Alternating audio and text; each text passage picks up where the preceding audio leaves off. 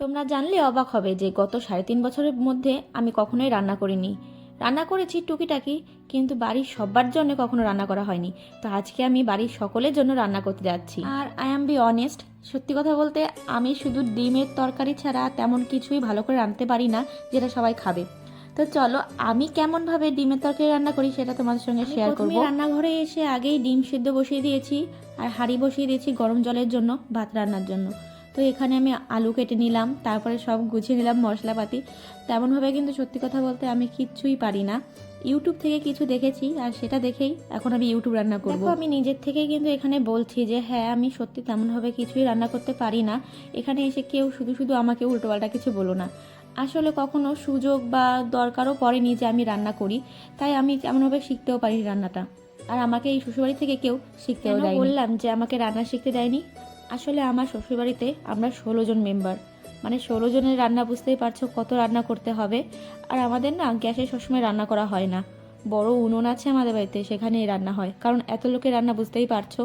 তাই যখনই উনুনে রান্না করতে বসতাম আমার শাশুড়ি এসে আমাকে বকা শুরু করতো, ছোট মানুষ, উনুনের কাছে বসেছিস, আগুন উঠে আসবে, তাড়াতাড়ি উঠে আয়। এই করে করে কখনোই আমাকে আগুনের কাছে বসতে দিত না, আর রান্নাটা শিখতেও দেয়নি আমাকে কখনো।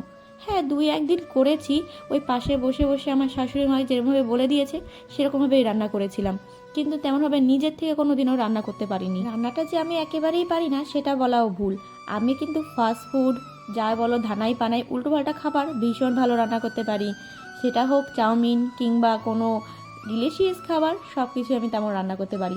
কিন্তু বাড়ির সবার জন্য ডেলি যেই রুটিনের খাবারটা হয় তেমন রান্না করতে আমি তেমন পারি না। সত্যি রান্না করতে পারি না, এর পেছনে সবথেকে বড় কারণটা কি বলো তো?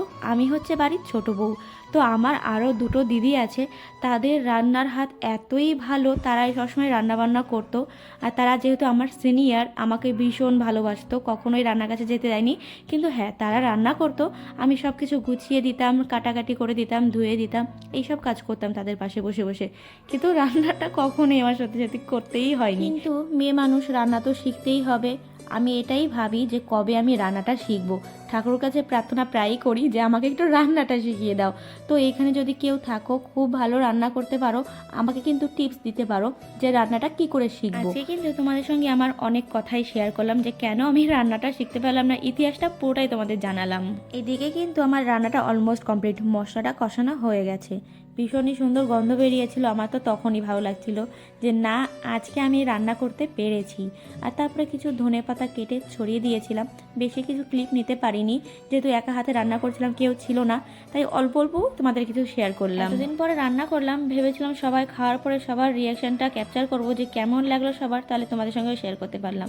যাই হোক, সবাই খেয়ে বলেছিল যে না, বেশ ভালো হয়েছে রান্নাটা আজকে। আর আমারও কিন্তু ভালো লেগেছিলো, আজকে অন্যরকমই রান্নাটা হয়েছিল। আর এদিকে তো ডিমের ঝোল রান্না হয়ে গেছে, আর ওই সাইডে বেগুন ভাজা বসিয়েছিলাম। তো আজকের রান্নার মিশনটা আমার সাকসেসফুল। সবশেষে বলতেই হয় যে ইউটিউব পাওয়ার জিন্দাবাদ। আজকে আমি ইউটিউব পাওয়ার জন্য রান্নাতে পাস হয়ে গেলাম।